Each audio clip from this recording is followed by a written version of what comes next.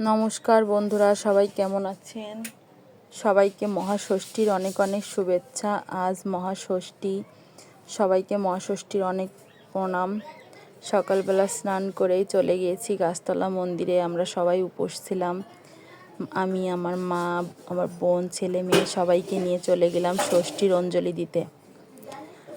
এই যে আমাদের মন্দিরে সবাই চলে গেলাম।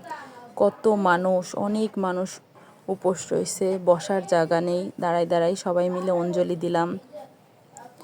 এই যে আমরা সবাই এখন অঞ্জলি দিব। আর হচ্ছে অনেক মানুষ মানে উপোস ছিল। ষষ্ঠীর অঞ্জলি দিতে খুব ভালোই লাগে। ছেলে মেয়ের, তারপরে সংসারের মঙ্গলের জন্যই সবাই মা ষষ্ঠীর উপোস থাকে।